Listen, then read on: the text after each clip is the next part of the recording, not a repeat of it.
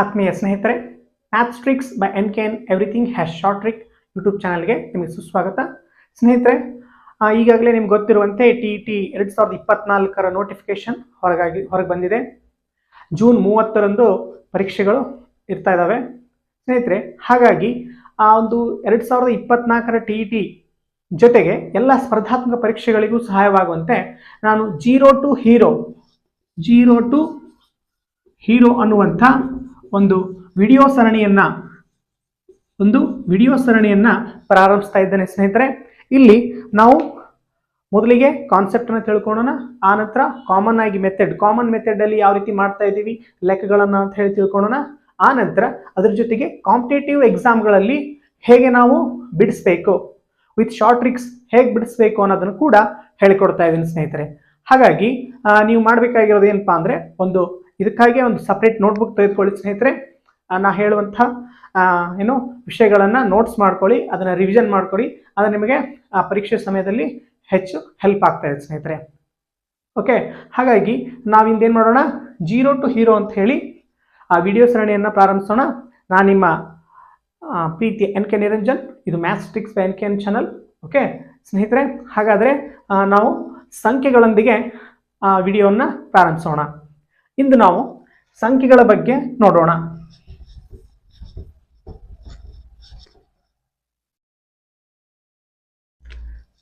ಸ್ನೇಹಿತರೆ, ಸಂಖ್ಯೆಗಳು ನಂಬರ್ಸ್ನಿಂದ ನಾವು ಪ್ರಾರಂಭ ಮಾಡೋಣ. ಇಲ್ಲಿ ಮೊದಲನೇದಾಗಿ ಸಂಖ್ಯೆಗಳ ವಿಧಗಳಲ್ಲಿ ನಾವು ಎಣಿಕೆಯ ಸಂಖ್ಯೆಗಳು ಅಂತ ನೋಡ್ತಾ ಇದ್ದೇವೆ. ಎಣಿಕೆಯ ಸಂಖ್ಯೆಗಳು, ಇದನ್ನ ಮತ್ತೊಂದು ಹೆಸರಿಂದ ಕರಿತಾ ಇದೀವಿ. ಏನಂತಂದ್ರೆ ಸ್ವಾಭಾವಿಕ. ಎಣಿಕೆಯ ಸಂಖ್ಯೆಗಳು ಅಂದ್ರೂ ಒಂದೇ, ಸ್ವಾಭಾವಿಕ ಸಂಖ್ಯೆಗಳು ಅಂದ್ರೂ ಕೂಡ ಒಂದೇ. ಓಕೆ, ಇದನ್ನ ಇಂಗ್ಲಿಷ್ನಲ್ಲಿ ನಾವೇನಂತ ಕರಿತಾ ಇದೀವಿ ಅಂದ್ರೆ ನ್ಯಾಚುರಲ್ ನಂಬರ್ಸ್ ಅಂತ ಹೇಳಿ ಕರಿತಾ ಇದೀವಿ. ಏನಂತ ಕರಿತಾ ಇದೀವಿ ಸ್ನೇಹಿತರೆ? ನ್ಯಾಚುರಲ್ ನಂಬರ್ಸ್ ಅಂತ ಹೇಳಿ ಕರಿತಾ ಇದೀವಿ. ಇಲ್ಲಿ ಈ ಒಂದು ಸಂಖ್ಯೆಗಳ ಗಣವನ್ನ ನಾವು N ಅಕ್ಷರದಿಂದ ಸೂಚಿಸ್ತಾ ಇದೀವಿ. ಯಾವ ಅಕ್ಷರದಿಂದ? N ಅಕ್ಷರದಿಂದ ಸೂಚಿಸ್ತಾ ಇದೀವಿ. ಹಾಗಾದ್ರೆ ಈ ಗಣ ಎಲ್ಲಿಂದ ಪ್ರಾರಂಭ ಆಗ್ತಾ ಇದೆ? ಎಣಿಕೆಯ ಸಂಖ್ಯೆಗಳು ಅಂದ್ರೆ ಎಣಿಕೆಯನ್ನ ನಾವು ಎಲ್ಲಿಂದ ಪ್ರಾರಂಭಿಸ್ತಾ ಇದ್ದೀವಿ? 1ರಿಂದ ಪ್ರಾರಂಭಿಸ್ತಾ ಇದ್ದೀವಿ. ಹಾಗಾಗಿ ಇಲ್ಲಿ ಈ ಗಣ 1, 2, 3, 4 ಈ ರೀತಿ ಪ್ರಾರಂಭ ಆಗಿ ಎಲ್ಲಿವರೆಗೆ ಇದೆ? ಎಣಿಕೆಯ ಸಂಖ್ಯೆಗಳು ಎಲ್ಲಿವರೆಗೆ ಇದೆ ಅಂತಂದ್ರೆ ಇನ್ಫಿನಿಟಿ ಅಂದ್ರೆ ಅನಂತದವರೆಗೆ ಏನಾಗ್ತಾ ಇದೆ? ಇದು ಮುಂದುವರಿತಾ ಇದೆ. ಎಲ್ಲಿವರೆಗೆ ಸ್ನೇಹಿತರೆ? ಅನಂತದವರೆಗೆ ಇದು ಮುಂದುವರಿತಾ ಇದೆ. ಇಲ್ಲಿ ಸ್ವಾಭಾವಿಕ ಸಂಖ್ಯೆಗಳು ನಮ್ಗೆ ಗೊತ್ತಿರಬೇಕು. ಎಣಿಕೆಯ ಸಂಖ್ಯೆಗಳು ನಾವು ಎಣಿಕೆಯನ್ನ 1ರಿಂದ ಪ್ರಾರಂಭಿಸ್ತಾ ಇದ್ದೀವಿ. ಓಕೆ, ಇಷ್ಟು ಸ್ವಾಭಾವಿಕ ಸಂಖ್ಯೆಗಳ ಬಗ್ಗೆ ಗೊತ್ತಾಯಿತು. ಇಲ್ಲಿ ಪರೀಕ್ಷೆಯಲ್ಲಿ ಯಾವ ರೀತಿ ಲೆಕ್ಕಗಳನ್ನು ಕೇಳ್ತಾ ಇದ್ದಾರೆ, ಸ್ವಾಭಾವಿಕ ಸಂಖ್ಯೆಗಳ ಮೇಲೆ ಬರುವಂತ ಲೆಕ್ಕಗಳು ಯಾವ ರೀತಿ ಇರ್ತಾ ಇದ್ದಾವೆ, ಇಲ್ಲಿ ಯಾವ್ಯಾವ ನಮ್ಗೆ ಸೂತ್ರಗಳು ಗೊತ್ತಿರಬೇಕು ಅಥವಾ ಟ್ರಿಕ್ಸ್ಗಳು ಗೊತ್ತಿರಬೇಕು ಅನ್ನೋದನ್ನ ಈಗ ನೋಡೋಣ ಸ್ನೇಹಿತರೆ. ಒಂದು ಲೆಕ್ಕ ಈ ರೀತಿ ಪರೀಕ್ಷೆಯಲ್ಲಿ ಬಂದಿದೆ ಅಂತ ಅನ್ಕೊಳ್ಳೋಣ. ಮೊದಲ 10 ಸ್ವಾಭಾವಿಕ ಸಂಖ್ಯೆಗಳ ಮೊತ್ತವೇನು? ಅಂದ್ರೆ sum of first 10 natural numbers. ಮೊದಲ 10 ಸ್ವಾಭಾವಿಕ ಸಂಖ್ಯೆಗಳ ಮೊತ್ತವೇನು? ಸ್ವಾಭಾವಿಕ ಸಂಖ್ಯೆಗಳು ಅಂದ್ರೆ ನಮಗೇನು ಗೊತ್ತಿದೆ. ಮೊದಲ 10 ಅಂದ್ರೆ ಏನಾಗ್ತದೆ? 1ರಿಂದ 10 ಅಂತ ಗೊತ್ತಾಗ್ತದೆ. 1 + 2 + 3 + 4 + 5 + 6 + 7 + 8 + 9 + 10. ಓಕೆ, ನಾವು ಕಾಮನ್ ಮೆಥಡ್ ಅನ್ನು ಮೊದಲಿಗೆ ನೋಡೋಣ. ಮೊದಲಿಗೆ ನಾವು ಏನ್ ಮಾಡ್ತಾ ಇದ್ವಿ? 1ರಿಂದ 10ರವರೆಗೆ ಕೂಡಿಸೋದಕ್ಕೆ ಹೇಳಿದಾನೆ. ಬಹಳ ಸುಲಭ. 1ರಿಂದ 10 ಕೂಡಿಸೋದಿದ್ದಾನೆ. ನಮ್ಮ ಪ್ರಶ್ನೆ ಅರ್ಥ ಆಯ್ತು. ಇದನ್ನ ಹೇಗೆ ಬಿಡಿಸ್ತೀವಿ? ನಾವು ಕಾಮನ್ ಆಗಿ ಹೇಗೆ ಬಿಡಿಸ್ತೀವಿ? 1 2 3 3 3 6 6 4 10 10 5 15 15 6 21 21 7 28 28 8 36 36 9 45 45 1 10 55. ಓಕೆ, ಎಷ್ಟು ಬಂತು ಸ್ನೇಹಿತರೆ? ಉತ್ತರ 55 ಬಂತು. ಇದೇ ಪ್ರಶ್ನೆ ಏನಾಯ್ತು ನಮ್ಮ ಪರೀಕ್ಷೆಯಲ್ಲಿ ಬಂತು, ಕೇಳಿದ್ರು. ಈ ರೀತಿ ಮಾಡಿದ್ವಿ ಅಂದ್ರೆ ನಮಗೆ ಉತ್ತರ ಬಂದಿದೆ ಸ್ನೇಹಿತರೆ, ಆದ್ರೆ ಸಮಯ ಬಹಳ ಹೋಗಿದೆ. ಹಾಗಾಗಿ ನಾವು ಇದನ್ನ ಈ ರೀತಿ ಮಾಡದೆ ಬೇರೆ ಯಾವ ರೀತಿ ಕೂಡಿಸ್ಬೋದಿತ್ತು, ವೇಗವಾಗಿ ಹೇಗೆ ಕೂಡಿಸ್ಬೋದಿತ್ತು ಇದನ್ನ ನೋಡೋದಾದ್ರೆ ಸ್ನೇಹಿತರೆ, ಈಗ ಇಲ್ಲಿ ಕ್ರಮಾನುಗತವಾಗಿ ನಾವು ಕೂಡಿಸ್ದೆ. ನೀವಿಲ್ಲಿ ನೋಡಿದ್ರೆ 1 ಮತ್ತು 10 ಕೂಡಿಸಿದ್ರೆ ಎಷ್ಟಾಯ್ತು ಸ್ನೇಹಿತರೆ? 11 ಆಯ್ತು. 2 ಮತ್ತು 9 ಕೂಡಿಸಿದ್ರೆ ಎಷ್ಟಾಯ್ತು? 11 ಆಯ್ತು. 3 ಮತ್ತು 8 ಕೂಡಿಸಿದ್ರೆ ಎಷ್ಟಾಯ್ತು? 11 ಆಯ್ತು. 4 ಮತ್ತು 7 ಕೂಡಿಸಿದ್ರೆ ಎಷ್ಟಾಯ್ತು? 11 ಆಯ್ತು. 5 ಮತ್ತು 6 ಕೂಡಿಸಿದ್ರೆ 11 ಆಯ್ತು. ಅಂದ್ರೆ ಈ ರೀತಿ ನಾವು ಮೊದಲ ಮತ್ತು ಕೊನೆಯ ಸಂಖ್ಯೆಗಳನ್ನ ಕೂಡಿಸಿಬಿಟ್ರೆ ನಮ್ಗೆ ಏನಾಗ್ತದೆ? ಒಂದೇ ರೀತಿಯ ಸಂಖ್ಯೆ ಸಿಗ್ತಾ ಇದೆ. ಅಂದ್ರೆ 11 ಸಿಗ್ತಾ ಇದೆ. 11 ಎಷ್ಟು ಗ್ರೂಪ್ಗಳಾದವು? 5 ಗ್ರೂಪ್ಗಳಾಗಿದ್ದಾವೆ. ಹಾಗಾಗಿ 11 ಇಂಟು 5 55. ಈ ರೀತಿ ಮಾಡಿಬಿಟ್ಟಿದ್ರೆ ನಮ್ದೇನಾಗ್ತಿತ್ತು? ಕೂಡಿಸೋದು ಫಾಸ್ಟ್ ಆಗ್ತಿತ್ತು, ಉತ್ತರ ಇನ್ನು ಬೇಗ ಬರ್ತಿತ್ತು. ಹಾಗಾದ್ರೆ ಈ ಮೆಥಡನ್ನು ಫಾಲೋ ಮಾಡಬೇಕಾ? ಓಕೆ, ಈಗ ಇಲ್ಲಿ 1 ರಿಂದ 10 ಕೇಳಿದೆ, 1 ರಿಂದ 100 ಕೇಳಿದಾಗ ಈ ರೀತಿ ಮಾಡೋದಕ್ಕೆ ನಮಗೆ ಏನಾಗ್ತಿದೆ? ಟಫ್ ಆಗ್ತಿದೆ. ಹಾಗಾಗಿ ಈ ಒಂದು ಲೆಕ್ಕವನ್ನು ಬಿಡಿಸೋದಕ್ಕೆ ಏನಾದರೂ ಸರಳ ವಿಧಾನ ಇದೆಯಾ ಅಥವಾ ಸೂತ್ರ ಇದೆಯಾ? ಸ್ನೇಹಿತರೆ, ನೀವು ಇಲ್ಲಿ ಗಮನಿಸಿದ್ರೆ ಏನಾಯ್ತು? ಈ ಎರಡೂ ಸಂಖ್ಯೆಗಳನ್ನು ಕೂಡಿಸಿದಾಗ 11 ಬರ್ತಾ ಇದೆ. ಇದು 5 ಏನಾಗ್ತಾ ಇದೆ?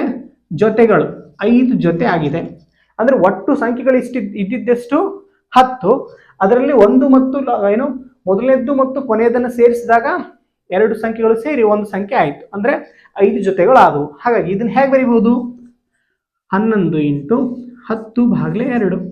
10 ಸಂಖ್ಯೆಗಳಿದ್ವು, 2ರಂತೆ ಕೂಡಿಸಿದ್ವಿ, ಹಾಗಾಗಿ 5 ಜೊತೆಗಳಾದವು. ಓಕೆ, ಈಗ ಹಾಗಾದ್ರೆ ಇದನ್ನ ನಾವು ಹೆಂಗೆ ಬರೀಬಹುದು? ಸಾಮಾನ್ಯ ರೂಪದಲ್ಲಿ ಬರೆದ್ರೆ ಏನ್ ಮಾಡೋದು? ಎಷ್ಟು ಸಂಖ್ಯೆಗಳನ್ನಿರ್ತಾರೆ ಅದರ n ಅಂತ ತಗೋಬೇಕು. ಇದಕ್ಕೆ ಏನ್ ಮಾಡಿದ್ದಾರೆ? 1 ಸೇರಿಸಿದ್ದಾನೆ, n+1. Okay, divided by 2. ಅಂದ್ರೆ ಈಗ ಇದನ್ನ ಹೇಗೆ ಮಾಡಬೇಕು ಅಂದ್ರೆ, ಎಷ್ಟು ಸಂಖ್ಯೆಗಳವರೆಗೆ? ಮೊದಲ 10 ಅಂದಿದ್ದಾನೆ. 10 ಅಂದಾಗ 10ಅನ್ನು ತೆಗೆದುಕೊಳ್ಬೇಕು. 10ಕ್ಕೆ ಏನ್ ಮಾಡಬೇಕು? ಅದರ ಮುಂದಿನ ಸಂಖ್ಯೆ ಆದಂತ 11ರಿಂದ ಗುಣಿಸಿ ಅದನ್ನೇನ್ ಮಾಡಬೇಕು? 2ರಿಂದ ಭಾಗಿಸಬೇಕು. ಇದು ಏನಾಗ್ತಿದೆ? ಸೂತ್ರ. ಹಾಗಾಗಿ ಈ ಸೂತ್ರವನ್ನು ನೆನ್ಪಿಟ್ಕೊಂಡ್ಬಿಟ್ರೆ ನಮಗೇನಾಗ್ತಿದೆ? ಬಹಳ ವೇಗವಾಗಿ ಉತ್ತರ ಸಿಗ್ತಾ ಇದೆ. 2 1 2 5 11 5 55. ಓಕೆ, ಹೀಗೆ ನಾವೇನ್ ಮಾಡ್ಬೋದು? ಲೆಕ್ಕವನ್ನ ಸುಲಭವಾಗಿ ಬಿಡಿಸಬಹುದು. ಹಾಗಾಗಿ ಇಲ್ಲಿ ಇಂಪಾರ್ಟೆಂಟ್ ಆಗಿ ನಿಮಗೆ ಏನ್ ನೆನಪಿರಬೇಕು ಅಂದ್ರೆ, ಮೊದಲ n ಸ್ವಾಭಾವಿಕ ಸಂಖ್ಯೆಗಳ ವರೆಗಿನ ಮೊತ್ತ. ಮೊದಲ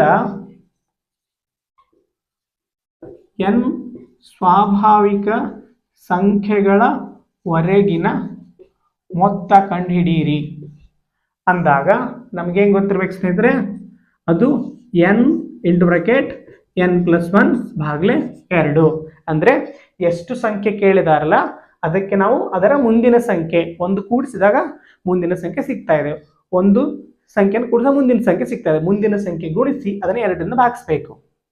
ಓಕೆ, ನೀವಿಲ್ಲೇ ಗಮನಿಸಿದ್ರೆ ಏನಾಗುತ್ತೆ ಅಂದ್ರೆ, ಇದು ಸಮ ಸಂಖ್ಯೆ ಇದ್ರೆ ಇದು 2ರಿಂದ ಭಾಗ ಹೋಗ್ತಾ ಇದೆ.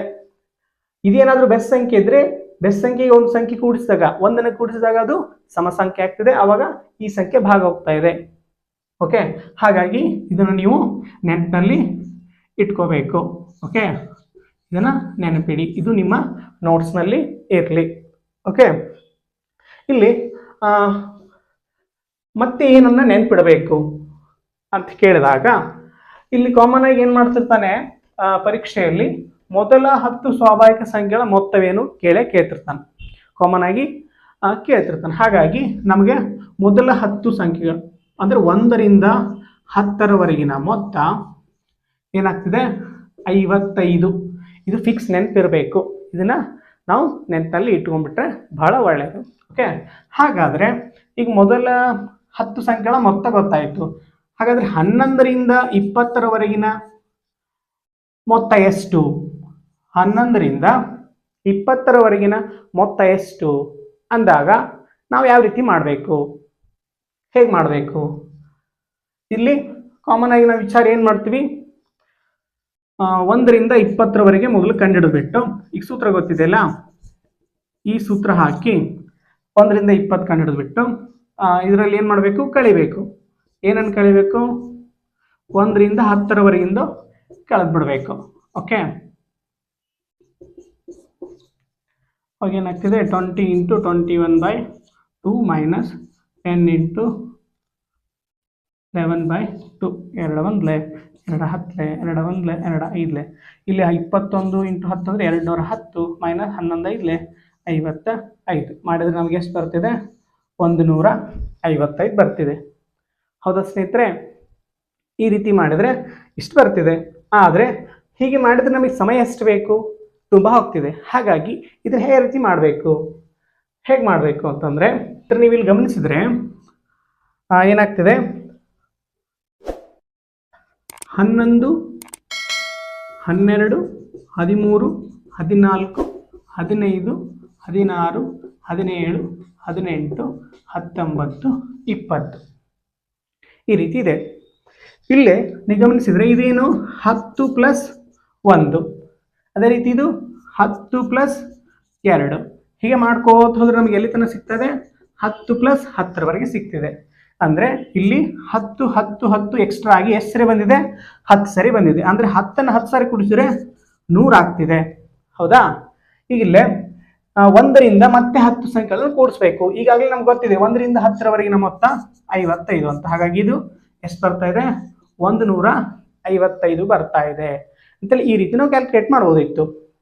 ಓಕೆ, ಆದರೆ ಈ ರೀತಿನೂ ಕ್ಯಾಲ್ಕುಲೇಟ್ ಮಾಡೋ ಅವಶ್ಯಕತೆ ಇಲ್ಲ ಸ್ನೇಹಿತರೆ. ಇದನ್ನು ಹೇಗೆ ಮಾಡಬೇಕು ಅಂತಂದರೆ ಈಗ ನೋಡಿ ಇಲ್ಲಿ 0 1 ಇದನ್ನು ನಾವು ಈ ರೀತಿ ಬರ್ಕೊಂಡ್ವಿ ಅಂತ ಅನ್ಕೊಳ್ಳಿ ಸ್ನೇಹಿತರೆ. 0 1 1 ಅಂದ್ರು ಒಂದೇ, 0 1 ಅಂದ್ರು ಅಷ್ಟೇ.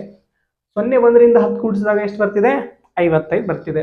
11ರಿಂದ 20 ಕೂಡಿಸಿದಾಗ ಎಷ್ಟು ಬರ್ತಿದೆ 155 ಬರ್ತಿದೆ. ಹಾಗಾದರೆ 21ರಿಂದ 30 ಎಷ್ಟು ಬರ್ತಾ ಇದೆ, ಇದನ್ನು ಕ್ಯಾಲ್ಕುಲೇಷನ್ ಮಾಡದೆ ಹೇಳ್ಬೋದಾ ಸ್ನೇಹಿತರೆ?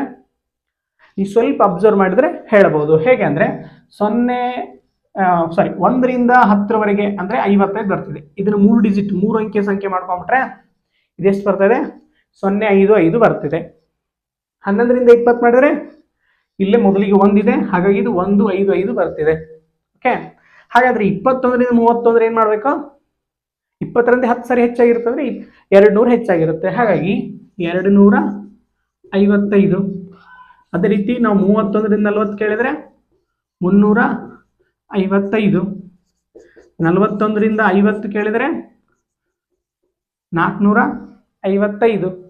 ಹೀಗೆ ನೀವೇನು ಮಾಡ್ಬೋದು ಇದನ್ನ ಮುಂದುವರಿಸ್ಬೋದು.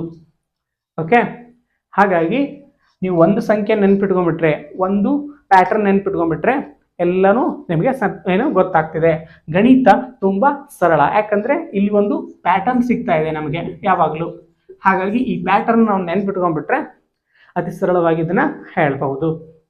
ಓಕೆ, ಹಾಗಾದರೆ ಇದು ಕೂಡ ನಿಮ್ಮ ನೋಟ್ಸ್ನಲ್ಲಿ ಹೋಗಲಿ ಸ್ನೇಹಿತರೆ.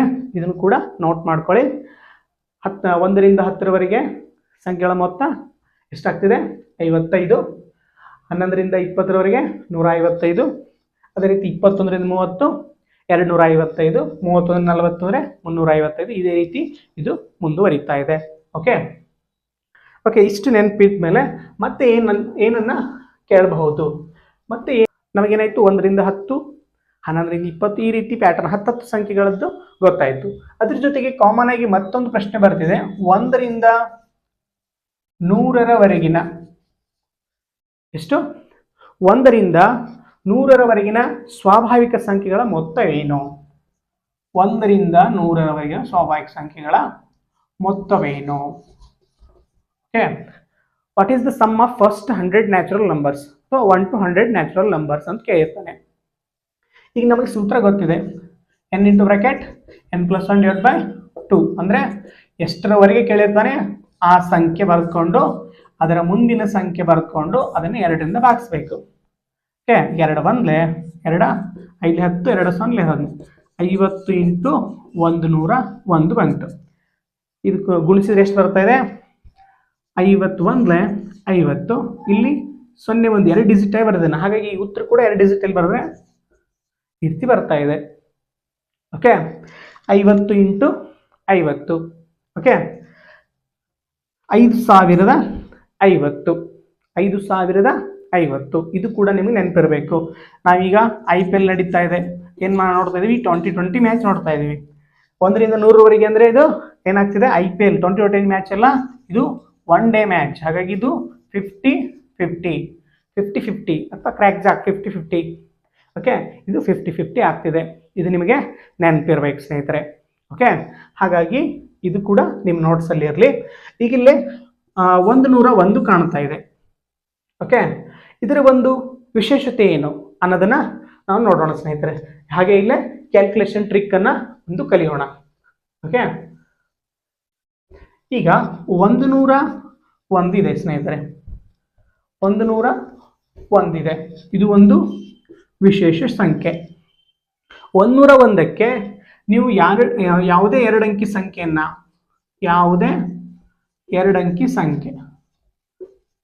ಇಂದ ಗುಣಿಸಿದ್ರೆ ಆ 2 ಅಂಕಿ ಸಂಖ್ಯೆ ಏನಾಗ್ತದೆ, 2 ಸಾರಿ ಬರ್ತಾ ಇದೆ. ಓಕೆ, ಉತ್ತರ ಏನಾಗ್ತಾ ಇದೆ, ಆ ಸಂಖ್ಯೆ 2 ಸಾರಿ ಬರ್ತಾ ಇದೆ. ಈಗ ನೋಡಿದ ನಾವು ಏನಂತ, 101 × 50. ಇಲ್ಲಿ ನೋಡ್ರಿ 2 ಅಂಕಿ ಸಂಖ್ಯೆಗೆ 5, ಇಲ್ಲೇ ಒಂದು 0 ಇದೆ, ಒಂದು 5 ಇದೆ, 2 ಅಂಕಿ ಸಂಖ್ಯೆ ಇದೆ. ಹಾಗೆ ಉತ್ತರ ಏನು ಬಂತು, 50 ಬಂತು.